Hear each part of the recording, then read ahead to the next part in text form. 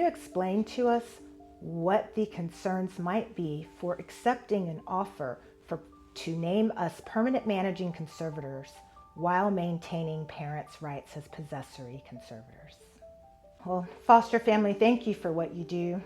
Due to your care and concern for children, as well as the care and concern of other foster families in similar circumstances, many children have been given the option to have a safe and loving home while their parents attempt to work services to regain their custody.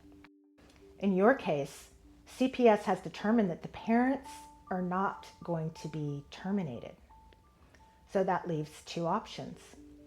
Either CPS can return the child to the parents, or CPS can try to make another agreement where the child remains safe in its current placement, but the parents still have some access and visitation. This often happens with foster families if there are no appropriate biological relatives around to be able to assist the parents in offering support to make sure the child's needs will be continually met. The fact that there were no biological relatives to place the child with is part of the reason that you received this child placed with you as a foster family. The Permanency Care Assistance benefits that you would receive from accepting PMC with PCA benefits are very similar to the adoption benefits. You would still be entitled to a monthly subsidy. You would still receive Medicaid health insurance for the child. The child may qualify for the Texas Tomorrow Fund to receive college tuition being paid for by the state. So the benefits between the PCA and adoption benefits are very similar. The primary difference is that the parents with a permanent managing conservatorship order maintain rights. Their names stay on the child's birth certificate. They are still the parents legally. However, their rights have been restricted to possessory conservators.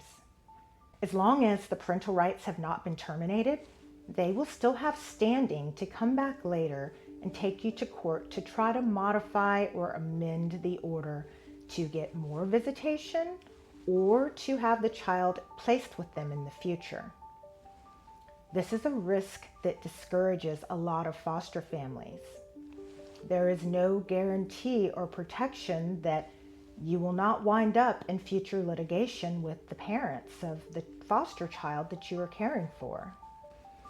I know this can be stressful and cause you anxiety.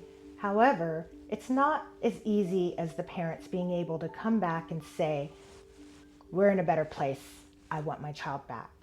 They're going to also have to show that the substantial change in circumstances and the request for additional time or a change in placement is in the child's best interest. What are your options at this point legally? You can hire an attorney to intervene and try to request termination of the parental rights on your own. However, in your case, it seems that you would be going against CPS and possibly the child's attorney's recommendations about what is in the child's best interest. You would basically have to present your case for termination on your own. Another option would be to talk with the parents. See if you can reach an agreement with them for outcome that you feel is more in the child's best interest. Perhaps you can negotiate some post-termination contact or some other agreement that makes the parents feel more comfortable with the option of you being the permanent caregivers for their children, and possibly even to open the way for adoption. Being a foster parent is a hard job. There is never a guarantee that the child will be able to stay with you long term.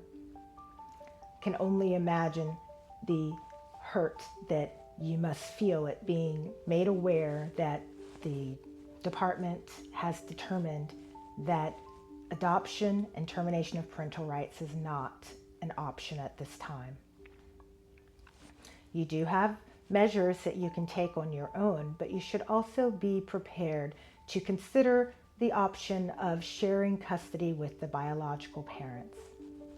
I understand that this is not possible in all circumstances, but if there is a way that you can reach an agreement with the family, possibly in mediation, it may ultimately wind up to be in the best interest of the child.